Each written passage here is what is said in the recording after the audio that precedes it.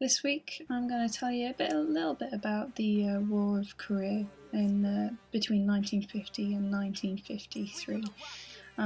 It's basically a bit of a follow-on from very basically a bit of a follow-on from the Second World War, because it was previously owned by Japan, and then when the Allies won the Second World War, they decided to just separate the country in two and then share it equally, which sounds like a pretty good idea, really.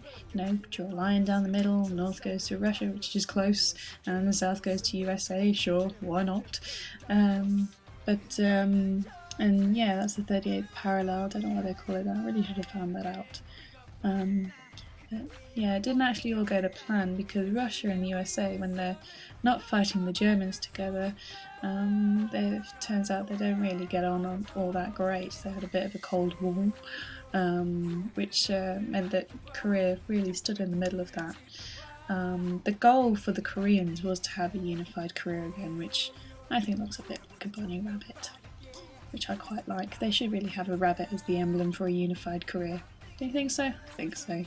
But I'm getting away from the point here.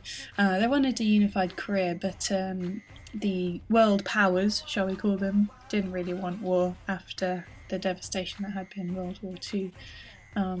So they were going to allow the Koreans to fight amongst themselves, but wouldn't support them in any other ways than the northern side with military support, and USA supported the South with economic support and various other things to help support the country. Really, not really much good for war, and it was really the only physical representation of the Cold War. So this is basically what happened. We had T.O.P down here on the bottom blue corner, and this angry looking chap top left. Really should have found out his name. No, that's not really what happened. But they were in a film called 71 Into the Fire, which is a pretty damn good film about the War of Korea.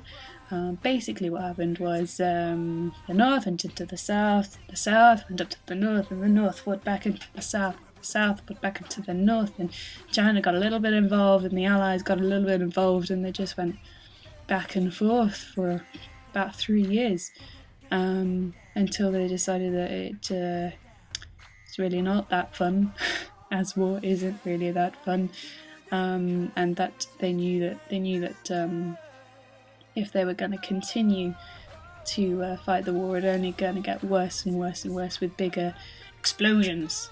So they decided to keep it separated with the two different regimes, and to this day we still have separated regimes, and they don't really like each other that much. Hence the fisticuffs every now and then. Ooh, something's happening in Korea. So there you have it. I'm not really sure how they Salvatore brothers link in, but that's the Korean War in a nutshell.